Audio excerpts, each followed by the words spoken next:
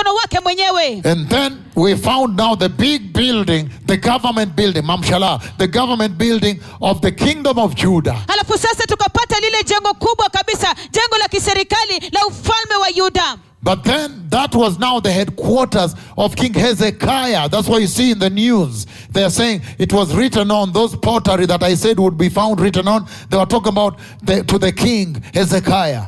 Lakini sasa hiyo ndio ilikuwa makao makuu ya mfalme Hezekiah, na ndio sababu mnaona ya kwamba katika hivyo vigae vya udongo walikuwa wameandika ya kwamba mfalme Hezekiah. And so that was so key. Kwa hivyo hiyo ilikuwa nyeti kabisa. Because you see very clearly here. Kwa sababu muona kwa wazi kabisa hapa that Hezekiah feared the Lord. Ya kwamba Hezekiah alimwogopa Mungu. Even later when he's about to die, and then the Lord sends the prophet to him and extends his days. Hata wakati gave him 15 more years. He was on his deathbed about to die. Hata baadaye wakati ambapo alikuwa karibu kufa, hivyo Bwana akamtuma nabii wake kwake ili kwamba akapate kwenda na kuongeza siku. Added him 15 years. Akamuongeza miaka 15. And as a sign, he moved the sun back. Na kama ishara akarudisha jua nyuma. The sun that you see me command, and the sun shakes. Jua ambalo mnaona nikiamrisha na jua kutingizika. The prophets of the Lord have authority over the sun. Manabii wa Mungu wana mamlaka juu ya jua. And so the book of the same 2 Kings 18 verse 37. Hivyo kitabu hicho cha Wafalme wa Pili 18 mstari wa 37. It says, then Eliakim son of Hilkiah, anasema kisha Eliakimu mwana wa Hilkia, the palace administrator, msimamizi wa jumba la kifalme, Shebna the secretary, Shebna katibu, and then Joah, kisha Yoa son of Asaph, mwana wa Asafu, the recorder, went to Hezekiah, mwandishi wa kumbukumbu, wakamwendea mfalme Hezekia, and with their clothes torn, wakiwa wamerarua nguo zao, they told him what the field commander had said. Wakamwambia yale walioambiwa na yule jemedari wa jeshi. Now the Syrian king used to protect them because they fell, and that was judgment of God. So they paid taxes to him, so he kept them, he protected them.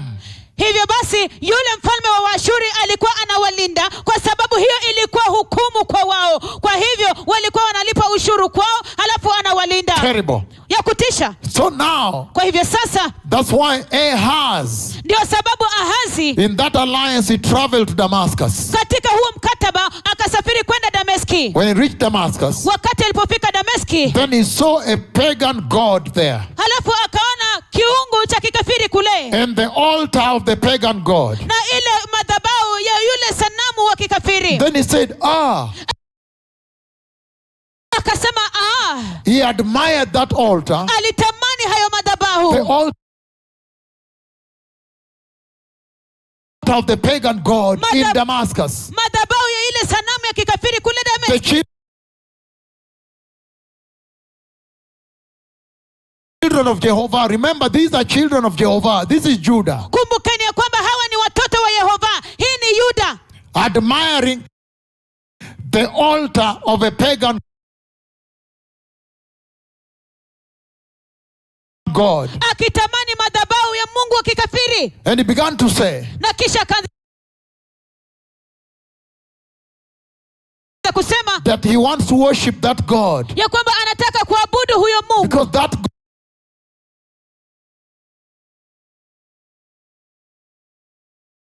God had power, and he helped his people to conquer them in Jerusalem.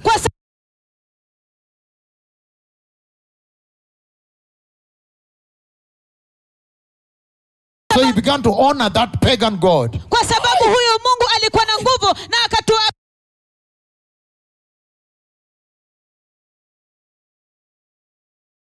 akawasaidia kabisa watu wake ili kwamba kumshinda. Hivyo basi to come and take over Jerusalem. Ili kwamba upate kuja na kutaka nyara Yerusalemu. And to take over Jerusalem. Make sure this is well said. Na kisha kutaka nyara kabisa Yerusalemu. And so he began to honor that God, that God had helped the Assyrians to come and run over Jerusalem. He began to honor that God, and he admired the altar of that God, a pagan God. Remember, the children of Yahweh is what I'm talking about. Hivyo basi akaanza kutamani huyo Mungu kwa sababu alisemea kwamba huyo Mungu alikuwa amewasaidia kabisa watu wa Ashuru kuja kuteka nyara watu wa Yerusalemu.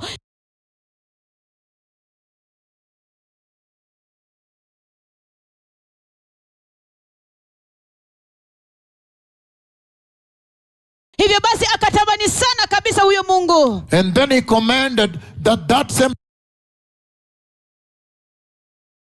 design be brought and built before he returns to Jerusalem. Hivyo basi akaamrisha kwamba muundo huo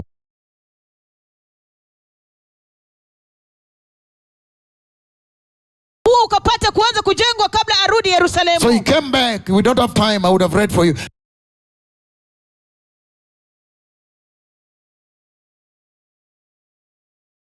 But he came back and offered burnt sacrifice now on the pagan altar.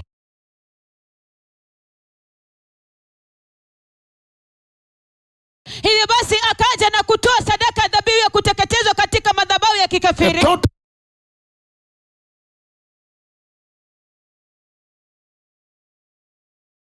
Totally different design. Muundo tofauti kabisa. Remember, the Lord had downloaded every detail of the design of his own altar. Kumbukeni ya kwamba Bwana alikuwa amepeana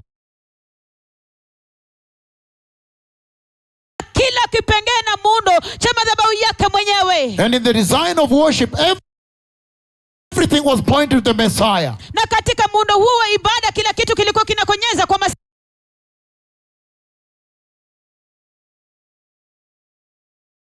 Remember, if you look at the temple design, it was about destroying the flesh before you enter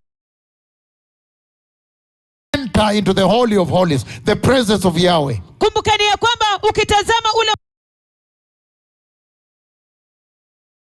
muundo wa hekalu ilikuwa kuhusiana na kuharibu kabisa mwili kabla uingie katika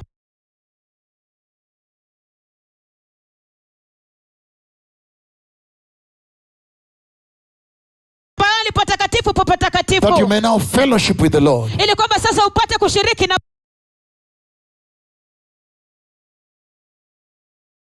Bwana. And everything pointed at the Christ, the Messiah. Na kila kitu kilikonyeza kwa Kristo Masiya. Then how do you go, God's people, how do they go now and admire and lust at a pagan altar and a pagan god and supplant it here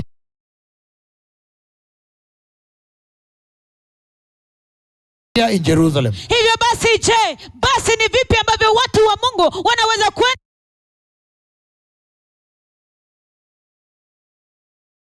na kuanza kuitamani madhabahu ya kikafiri na kuihamisha na kuileta Yerusalemu?